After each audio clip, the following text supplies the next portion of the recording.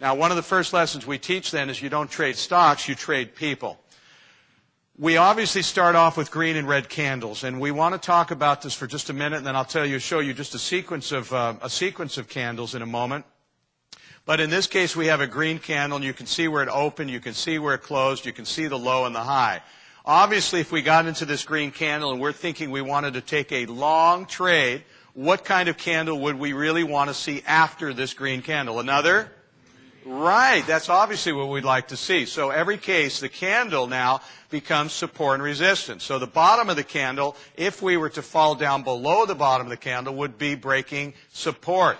If what we want to see is the next candle comes up above to break this area of resistance so that we can then move up to another bar, and the lower of the bar then becomes new support and so forth and so on. So when we analyze each bar, we're actually learning what other people are thinking in the conviction of that particular move in the stock. This could be a 2-minute bar, a 5-minute bar, a 60-minute bar. This could be a weekly bar with 5 trading days in it. So I think you get the point that it doesn't make any difference what type of bar that is. What's important is that you understand support and resistance, and these become focal points. Now, when we begin to look at a sequence of bars as we have here, this is, of course, one of the pages we have in our courses that we teach from, and we start looking at a group of different bars. Now, we test our students because, see, we don't want to get you folks trapped into thinking about all the different terminology.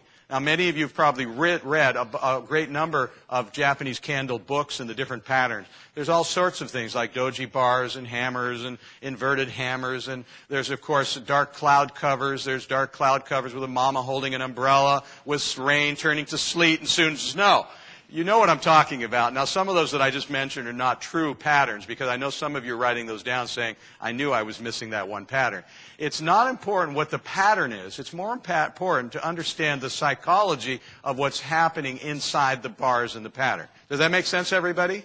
So once you can determine what the psychology of the bars are and what's happening, it's more important that you can identify that than to memorize every single type of description of a candle or pattern that candles create.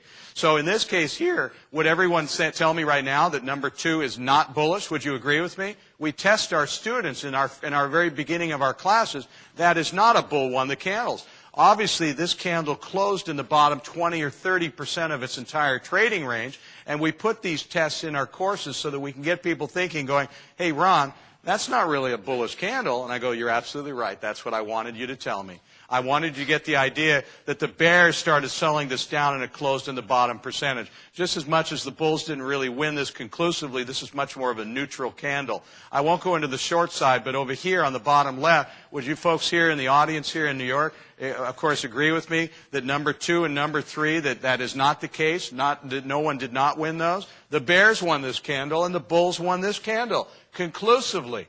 The bears crushed this candle. They won this candle. They closed in the bottom 2 or 3%. The bulls won this candle and drove it all the way up to the top. And I think you can see that. So by just simply understanding these rudimentary things, it becomes very much easier to be able to interpret candles. I've done this at a couple of workshops here in New York. I've done this online a few times, so I'll do it here just to have a little fun and maybe get a laugh or two. What's 7 times 7, everyone? Right. 8 times 8? Right, and louder, 12 times 12. Oh, with great glee, 12 times 12. What's 29 times 28? What? Nobody's got it. Okay. The point is that we went up in grade school with flashcards up to 12 times 12, and we got them very easily, right? And everyone would really enjoy it. 12 times 12 because that's the last one I had to learn. I want to get it to the point to where I can hold up a flashcard and show you 2 bars, 3 bars, and you're going to go bullish, bearish, need to get out, think about getting out, lighten up my position, stay in the trade. And by being able to make those associations like we did on flashcards, within a very short period of time, I'm not talking years, I'm talking about weeks to months, you'll be able to learn, especially and easily, just 2 and 3 bar patterns to where you're investing and you're trading will improve incredibly. In fact, if you were to get into a trade long, right about where that 1 is, and the bar closed near its top like it did right here, at the very top of that bar, would you be happy, yes or no? Sure you would. But what if the very next bar closed like this under the 1, and now you were slightly negative on the trade, and you see this topping tail here, and it closed in the bottom? Would you be at least somewhat worried, yes or no? Yes, you would. And you should have your finger on the trigger. You might consider maybe even reducing some of your position, because don't be trying to go on hope and prayer. Wishful thinking. Objectively, you can see what people are thinking in the bars. These bars, folks, are the cash register of the market.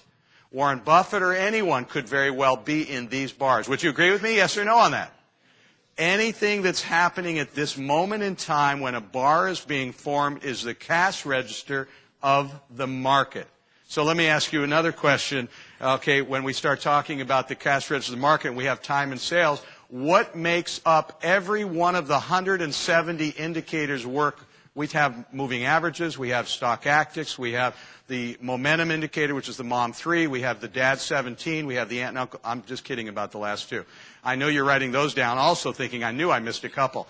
What powers every single indicator of the 170 to make those lines form on your graphs? What?